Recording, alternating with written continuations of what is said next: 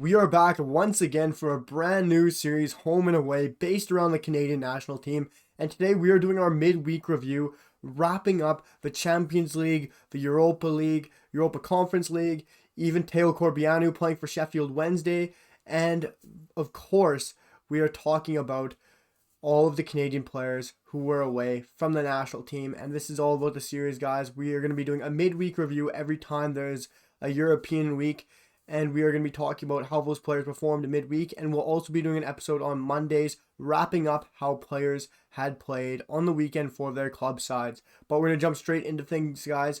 And we are going to talk about Liam Millar today. We're going to start right away in the Conference League. Of course, he played today for FC Basel, playing against Omonia Nicosia. I honestly don't know much about the club they're playing against, but I know that Liam Millar had another unbelievable performance again, guys. He is hitting stride right before the international break.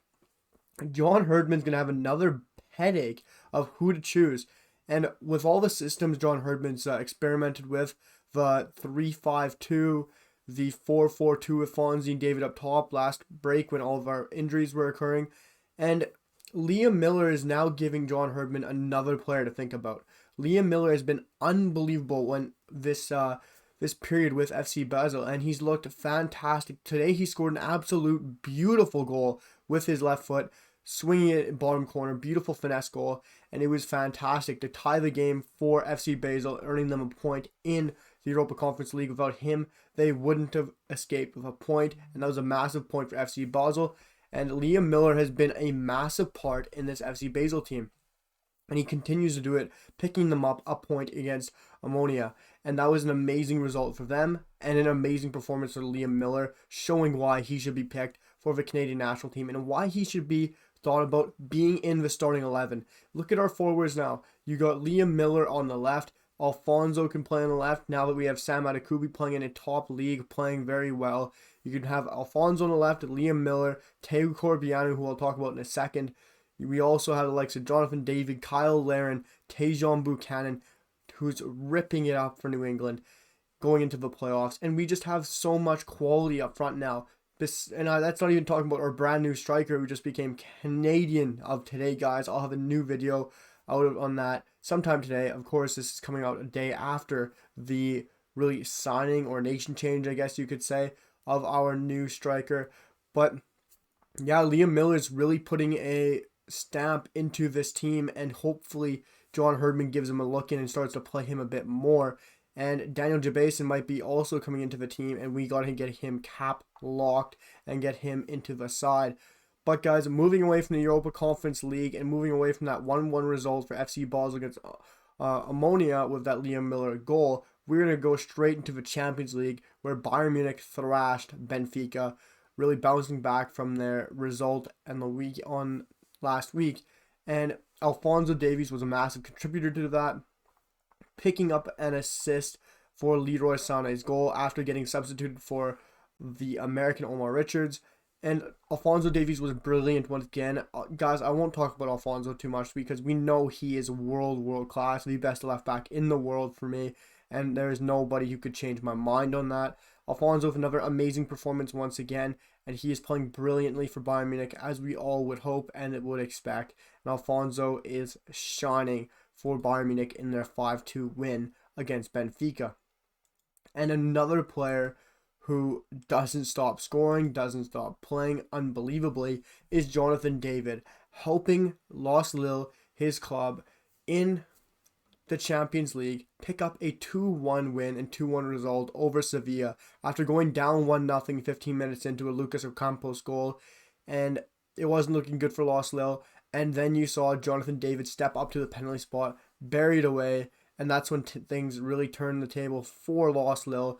And Jonathan David, for me, is one of the best strikers in the world. I know people will probably laugh at me, everybody out there who isn't Canadian or a Los Lille or Ligue 1 fan will probably think I'm crazy, but you just got to look at the goals he's scoring every week in and week out. He's absolutely consistent. He's been doing it since about halfway through last season, and he doesn't stop scoring. He's scoring better or more goals than Mbappe, Neymar, Messi in Ligue 1. I'll always say that and always praise him for that. He is so young, so talented. His finishing in front of goal is unbelievable. It's next to none. He puts everything away. And Jonathan David is a top class striker. And Lost Lille would be nowhere without Jonathan David, which is crazy to think how far this Canadian national side has come. And Jonathan David is going to be a key piece in this Canadian national side for years and years to come. And he is a huge part in that Lost Lille side.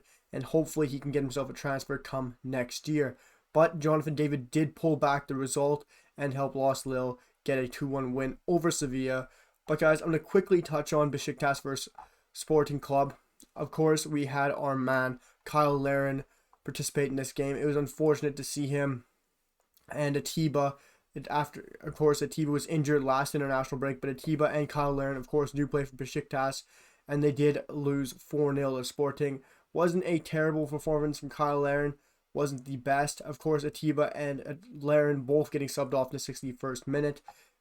Wasn't the best performance from Besiktas, of course. When you lose 4-0, it's never going to be a good performance. Just wanted to touch on that one, guys, because I don't really want to dwell on our losses too much. I want to move straight on in to Sheffield Wednesday against Sunderland with our man Theo Corbeanu on the score sheet. I love Theo Corbeanu after we saw him in that massive result when we won. I think it was 11-0, 12-0. We absolutely ran the score. He looked phenomenal. Everyone did that game. But in the Gold Cup, he looked very well.